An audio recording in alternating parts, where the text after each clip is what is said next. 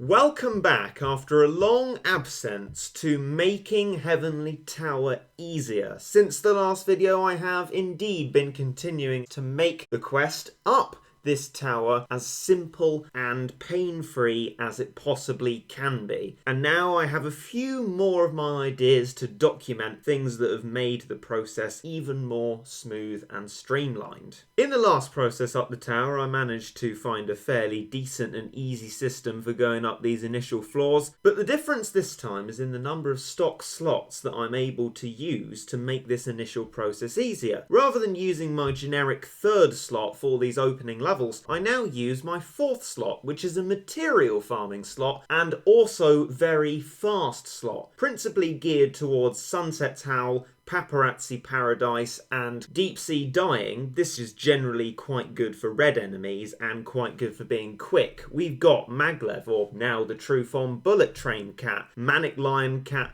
Bahamut. Such things as this make all of the floors up until at least about 10 perfectly easy enough to complete. At that point, it's switching back to the third slot for probably 11 and 12 and 13. 14 goes back as was to slot 2, which is now updated, I do believe, both with true forms and a little bit of otherwise switching around. And then for floor 15 to 20, it's back to my third slot again. Changed only very slightly from before, mostly, I believe, with the addition of Ava Unit 0. That is to add a capacity for ignoring waves into the mix, and more applicable to floor 15 to 20 than Ava Bahamut was. And we don't need it in there because we've now got it in the super fast slot 4. Now, one unit that I've got from a platinum ticket since the last video on making Heavenly Tower easier is Mitama. And you might have very good reason to ask, well, why don't I put Mitama in? It is hugely versatile, perfect for what I'm trying to do. But actually, I feel like it's huge versatility that makes it something that I don't want to use inside these Heavenly Tower strategies.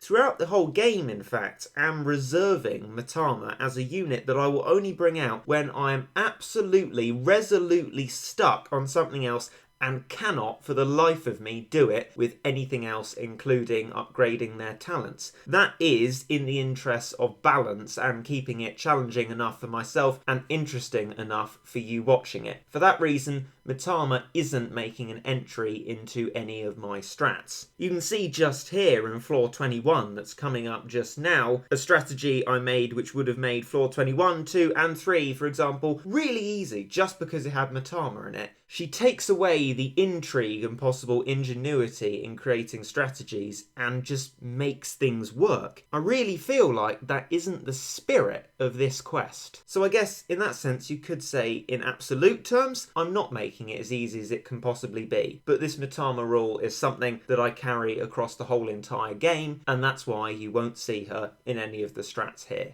As I've suggested before, floor 21 is a real jump in difficulty from the stages before it, and the start of where we really need specific and detailed strategies. In fact, my strategy notes for floor 21 are probably my most detailed strategy notes that I have in Heavenly Tower now. The lineup that I managed to make for the last Making Heavenly Tower easier was quite a respectable lineup, but I discovered going through Heavenly Tower afterwards that things for some reason became quite markedly inconsistent, probably because of my certain lack of skill. So to address my lack of skill, I employed a computer to do the level for me. Yes, this is the first stage that we are CPUing. It's the first no continue stage, so things need to go right. And although the CPU is random, it's randomly better on average than I am. So I set about creating multiple different strategies, and I mean a lot of them. It took a lot of trial and error with floor 21, but I've arrived at this one here, which is a compromise between something that works to the CPU, and something that is quite similar to the floors that come after it. Something slightly remarkable, or weird depending on your point of view, to have in here is Jamira Cat. There because both floor 22 and 23 use it, but also because weirdly, although Cappies are melee units who do a massive amount of damage, Jamira tends to do quite well here. It hasn't dawned on me why, but it seems to work well, so that's good enough for me. So the first thing to do is turn the CPU off and put out as many normal erasers as you can to just get yourself a nice wall of meat shielding and a little bit of distance. When the shy boy appears, turn that to double erasers so you can keep your ground. And max worker cap. Now it's time to spam everything except for Subaru because he can't quite really be trusted until we've got the boss wave out. And there it is, a cautionary slow, and let the CPUing begin. So this is the first in a few stages in Heavenly Tower that I like to call cup of tea stages. Once you've got this preliminary bit over with, you can put the CPU on and go off and make yourself a cup of tea, as it is quite a long quest up the tower. I've prioritised using the CPU on such stages as where it's really quite difficult to do it manually myself. It either takes a really long time, or quite a lot of skill, or even a tiny bit of luck, and I think floor 21 fulfills those kind of characteristics. Subaru does brilliantly. Long distance ability, can hit multiple different things. That's very useful, and also does a huge amount of damage, which is very useful for getting rid of all this stuff. It's just completely KO'd the Cappies there, and Jameera's taken a shot on a Cyclone like an absolute madman. Now you might notice that all the meat shielding is gone, but I wouldn't be here, so I wouldn't be able to address that problem. Still, things should be able to be completed just about fine. It was a CPU floundering about to get itself another Cyberpunk, but at least that means that we're going to have plenty of slow and plenty of success still. As the CPU gets its second Subaru, we have it taking out the Cyclone there. It really is doing incredibly well, actually better than I remember it doing. And though there was a little bit of hair and scare in this strategy, I wouldn't be there to witness it, and I reckon that it was comfortable enough in how it dealt with this stage. That's a nice cup of tea break kind of stage, for which afterwards we can return to actual strategy for quite a while yet. This strategy is engineered to make it easy to slip into the correct attire for floor 22. Simply, all that needs removing is iCat and Subaru, and then all that needs to be added are Valiant d'Arctagnan and Meg Aphrodite. Hurrah! The floor 22 strategy remains much the same as it always was, and the floor 23 strategy, now adapted to suit the same lineup, goes as follows. Jameera and a series of manic erasers provide quite a good stalling mechanic for this stage. The start is therefore nicely sorted for getting a max worker cap. Meg Aphrodite gets the real money making started through her massive amount of damage. The Cyberpunk for some good slowing action. Then Valiant d'Arctagnan, there for the pastry cat, the imposing normal type enemy. Similarly to how d'Arctagnan wasn't useful in the level before, Sanzo is not useful in this one, but we're still absolutely fine to sail through the level. In fact, d'Arctagnan does a brilliant job of staying at the range of pastry cat, and when it does creep within it, that only increases his attack because of the strengthen ability. Floor 24, but for the movement of a marshmallow, remains exactly the same. My slot 1 XP slot still does the job perfectly, and that minimises completely the amount of effort that's required to put together these lineups. From what I can see, I've kept my floor 25 strategy exactly the same. It works perfectly well, and if it ain't broke, don't fix it. The developments I've made in floor 26 really come at the confluence between ease of doing the level, which for some reason I struggled with a little bit while developing the strategy, even though it's historically been easy, and continuity and ease of lineup making. This one really is, I think, a true showcase of how far I will go to make lineup changes easy. I mean, obviously not one lineup because I'm not skilled. It's been brought to my attention in streams that Sanzo has a talent that can be very useful in these Heavenly Tower stages, especially for keeping continuity within the lineup. What makes it easier here would be talent for targeting Angel. What that would allow is for it to move from being an anti-floating in floor 21 and 22 to being an anti-angel in floor 26 and 29, allowing it to just be kept there the whole entire time. I'm going to do it right now and just have it unlocked. It now targets Angel. The problem is for putting stuff together in this strategy is the consideration that needs to be taken not only to floor 29 in addition, but actually to floor 28. 28 because it uses the stem of this strategy to put metal stuff in, and Chaos Moon was part of that. But then I thought, what huge part does Chaos Moon actually play in floor 28? It can be a calming unit of all the metals, but I don't think it's brilliant at that. And so I thought, well, maybe I can try getting rid of it entirely and see what happens there. And so instead, I've put Jizo back in because that ought to be extremely useful. Now, I don't really want Jizo to be there because I'm all about keeping stuff stopped. But what if I switch it back to its second form? It won't be attacking very often at all. We'll have stuff stopped for ages, and then we'll give a big kablam, kill loads of it, and then stop and slow the rest of it again. We got Jizo's moving castle out, and we'll just get the rest of these units out. Takes its shot, misses. That is an issue of having your moving castle Jizo, because it puts all its eggs in one basket as far as damage is concerned, and if it does all that damage to nothing, that's not massively useful. The freezing is working well from our super rare Juliet, definitely keeping that one. Jizo's moving castle does one-shot the Gories, which is a good crowd control measure, and there's a Cyclone dead already. That works quite well. One-shotting Gories, that's going to be useful in 29 as well, rather than knocking them away and having them come back. As the benefit of the second form, we can move forward having it this way, taking Chaos Moon away entirely from floor 28. To be fair, I think this is the right way around to do it, because this slot needs a lot of changing to it to get to its floor 28 state anyway, so we might as well have it more applicable to 26 and 29, and then have the bulk of the changes happen for 28, and then none of them happen between those two levels.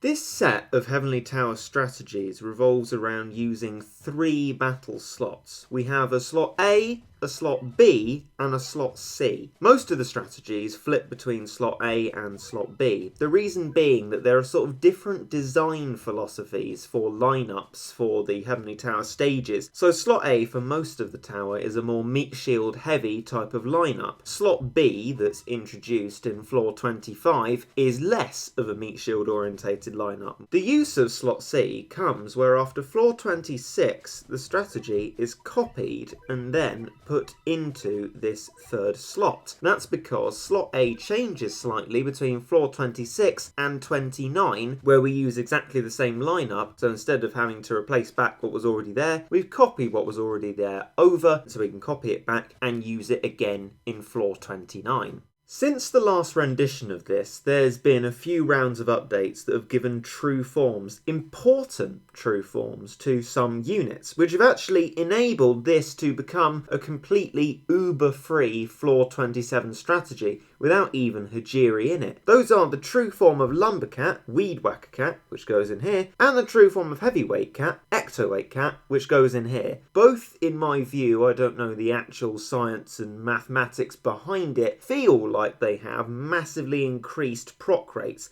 The Weed Whacker Cat is consistently and reliably able to freeze, and the Ectoweight Cat is consistently and reliably able to knock back. In fact, we'll see it again in a later strategy. With that, we now have a strategy where the only super rare gacha is in fact Cyberpunk Cat, and it relies on 4-fold stacking, do a huge amount of damage to Lord Gravy, and then eventually miss Hacker if necessary.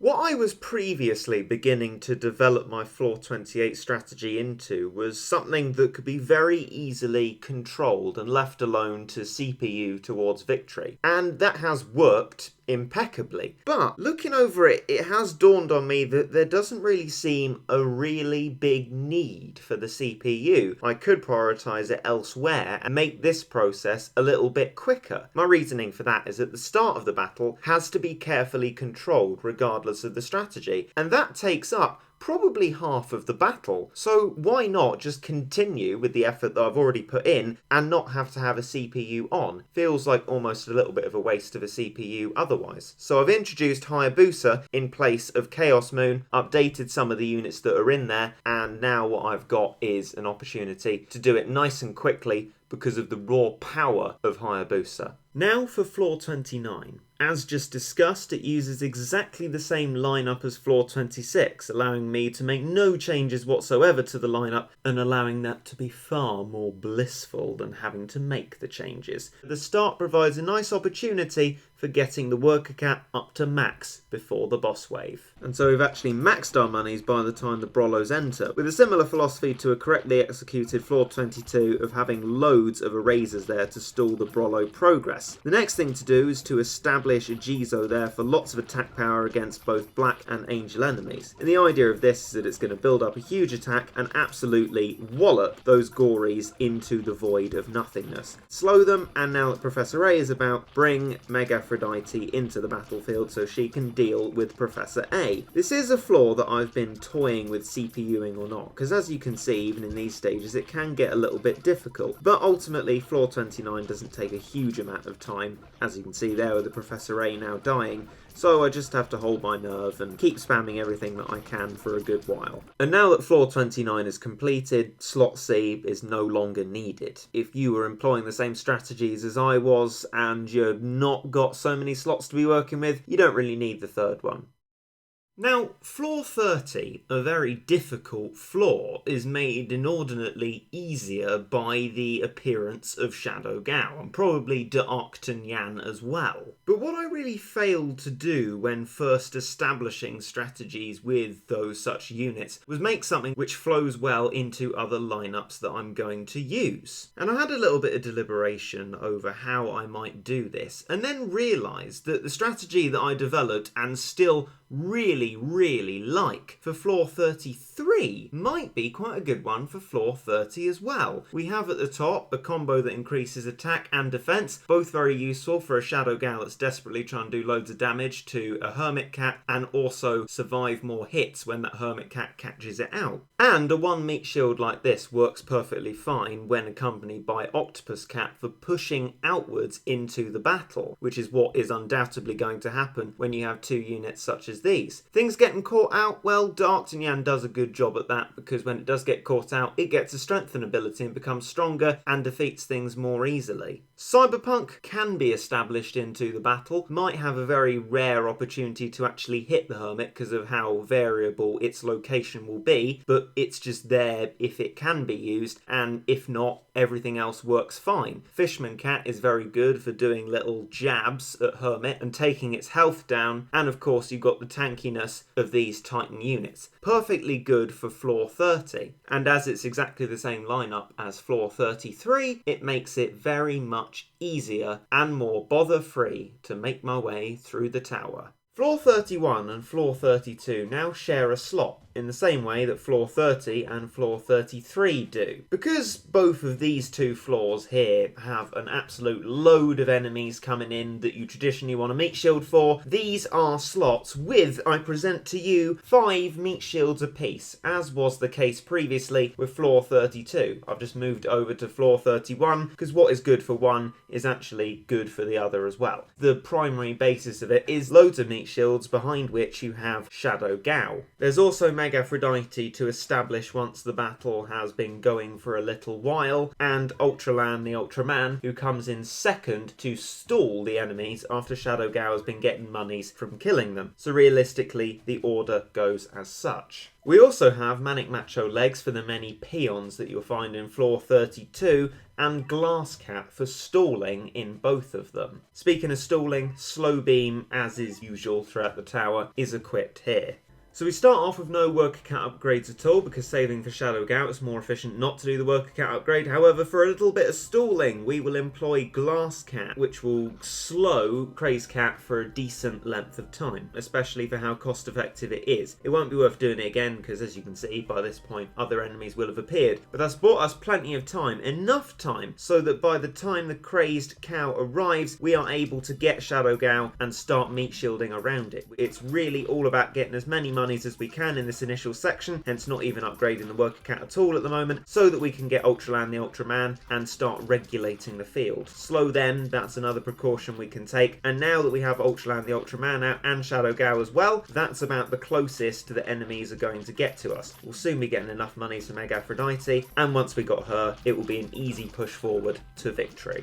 Though the dragons and stacking of the previous strategy for this floor arguably actually worked better, this, given that it can be used exactly the same in floor 32 as well, is a lot more easy to use and put together in the lineups. And although I placed a lot of emphasis on it, I feel like I have good reason to. The reason being that it is such a boring process to put lineups together. I'm not talented enough nor happy enough with the difficulty and pain of it to make a one lineup or very few lineups for the tower, but I want to make as few changes as possible so that making the lineups is very smooth.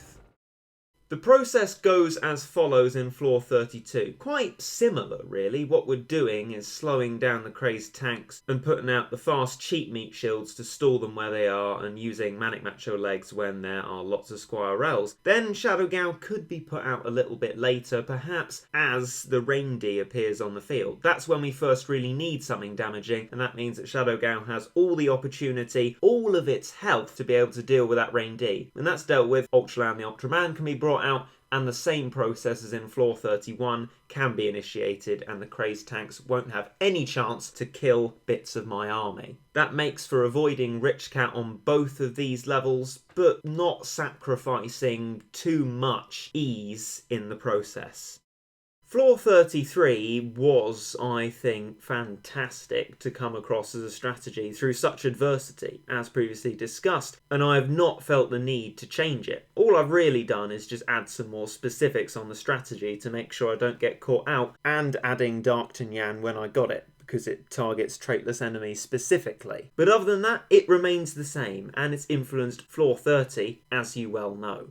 Floor 34's lineup remains a fantastic collaborational achievement, and I'm not going to change it because it works. All there is that a question has been answered. Can it do it entirely by itself? Well, just about. This is the second Have a Cup of Tea stage, and in the stream, that's exactly what I did. And I'm reliably informed there was a very much clutch that went on, with very few units existing that managed to keep in the battle going whilst the CPU briefly went on strike to afford Cyberpunk, and we got through it and won.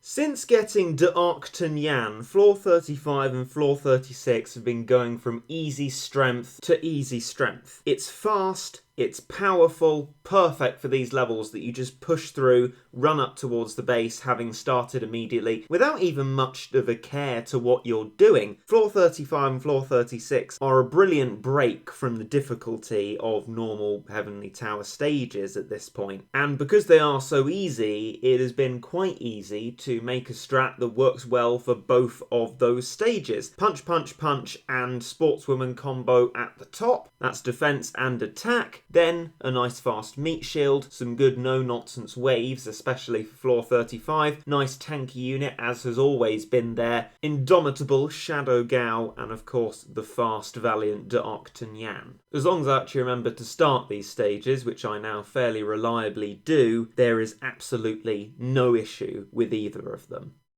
Like floor 28, floor 37 is one that I've sought to de-CPU. The reason actually very similar to in floor 28. The start of floor 37 arguably is something you need to control as well. It's a sort of slightly constant stream of octopuses to stall a bun whilst you're upgrading the worker cat. Maybe the CPU could do it, but I've never tried with it and I'm not sure if it could reliably do so. If you're caught out by bun once, that's the whole level lost. So doing that bit myself means that it makes sense to do the rest of it myself. The last bit of the battle, what with Subaru being in here and its long distance doing great damage to the red enemies aback the stage, doesn't take very long to defeat the level. And so a CPU isn't really that worth it. So I've geared it up to be a more damaging slot, that being with the Subaru, Valiant D'Arc Tunyan, and Plugsuit Mary for the little buns, against which she's actually slightly tanky and very good in terms of damage. Then we have Shadow Gal and Octopus Cat for means of control, that being also somewhat true of Manic Macho Legs. With this, we've saved ourselves the CPU, and we don't have to use much more of our time to get the level done. Other than that, same principles, same success. Since the successful introduction of a strategy for floor 38, I've unfortunately gone back to struggling with it a huge amount. The strategy that I had there came inconsistent a couple of times, and so I wanted to find something that was more consistent, something that would work all of the time. And that caused a whole load of floundering about that I couldn't really get out of. It was a terrible spiral of failure. Eventually, after trying strats getting rid of Procky Boy entirely and doing all sorts of different things, I actually came back to broadly almost exactly the same design strategy, centered around the triple combo of these three, helping the critical rate to be up and the attack rate also. But the advantage comes in the introduction of very useful true forms since the last time we made the strategy. Ecto Weight, so useful on floor 27, also very useful here for getting some actual decent proc rates in and knocking back the zombie cyclone. In fact, far more effectively than Bomber, which was a cause of some inconsistency. Then we have the true form of Puppet Master Cat, Puppet Master and Charlie, also very good for slowing metals, and a bit more of an improvement on the already rather good Volta Cat, Housewife Cat. Then the big one, Hayabusa, not just an anti-metal anymore, but an anti-zombie. Having this anti-zombie true form now allows for what feels like a brilliant balance between the ability to defeat zombies and the ability to defeat metals, so that whichever end of the battle kind of goes wrong on a given run, we can still be successful in getting it done. So this is a real example of the power creep of the gradual improvement of units within the game really helping us in this example. Hayabusa true form and welterweight true form. As a general point of improvement, what I really think has been done well with this next generation of Heavenly Tower strats is the consistency that some of the slot B lineups have. That's because I've made sure to sort of homologate them, keep them all the same way with this top combo here, wherever possible. That is the punch, punch, punch combo. Previously it was a little bit disparate and I realised that it doesn't really need moving around. You've got this combo that functions brilliantly well, let's just have that there and only need up to a maximum of 5 units changing.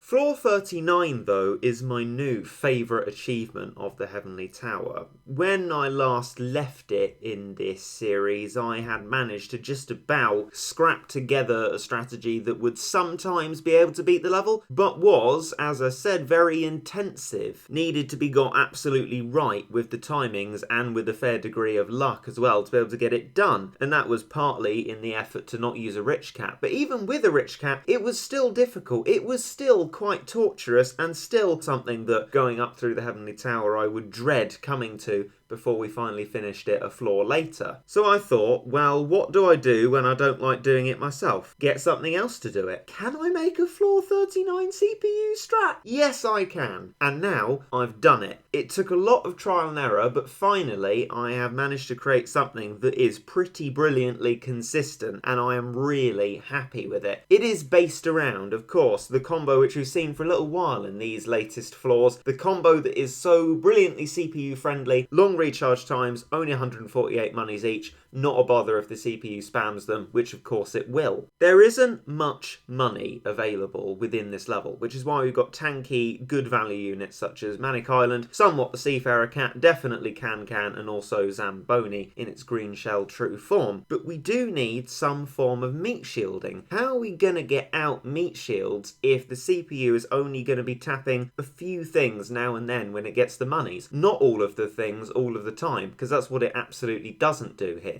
Well, my solution was to bring lots of meat shields. That, instead of having, say, one big meat shield, having 3 here, triples the chance of actually getting a meat shield out when we need it. And that is why I've opted for such the cheapest meat shield we can find, the weirdly 45 monies, longer recharge time little Mohawk Cat. Sumo Rice Ball is really nice and chunky, that's why we've gone for a more expensive one there. And then, of course, Manic Mohawk is nice and fast and good value as well. So overall, we're having these 3, the CPU quite often is putting down a meat shield, and that is all I really need from it. The rest of this stuff on the bottom row is strong and tanky and does the job that it needs to. This is the 3rd cup of tea moment of the Heavenly Tower. I can set it going with a rich cat and CPU, just put off a bullet train cat at the start, whack the CPU on and go off to boil the kettle. The level then completes itself, and I am so happy that I do not have to toil through floor 39 anymore. And you know what? Maybe you don't have to either, because with no Ubers in this strategy, there's probably a decent chance that you could make exactly this as well.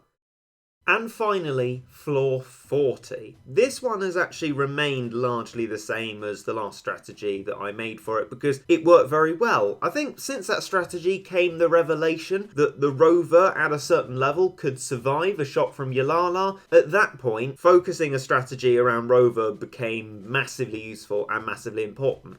4, 5, 6. That's the timing that I'm roughly expecting it to be to spawn Glass Cat for it to be slowing Yalala. Then it's all about perfect timings with Manic Mohawks, as has been difficult and as will always probably be difficult. And now that we've got plenty of monies, we can engage Shadow Gao into the field of battle. Now it's just anything when I can get it. Power of all of this stuff and the ability of Catalite to be almost completely impenetrable as a meat shielding wall has demonstrated to me live on air that this is another level that can be de-CPU'd. With the Mohawk spawning and stalling, I guess if I am really on point with doing that, it might be possible to manage this without a Rich Cat. That might be something to investigate as I continue on my course to improve my ways and means of getting through this Heavenly Tower. But for now, that will be it. We still have no floor 41 to 50, but it's allowed me to really knuckle down on improving my strats for these stages. And that is all of them. If you have found any of these strats useful for yourself, I'm immensely glad. Please feel free to use them to your own benefit in making your Heavenly Tower experience easier. If you have any recommendations, please give them as well. But that'll be it for the second edition of Making Heavenly Tower Easier. I hope that this has been, as it were, easy viewing, enjoyable as well. And on that note, I will bid you goodbye, and I hope you enjoyed.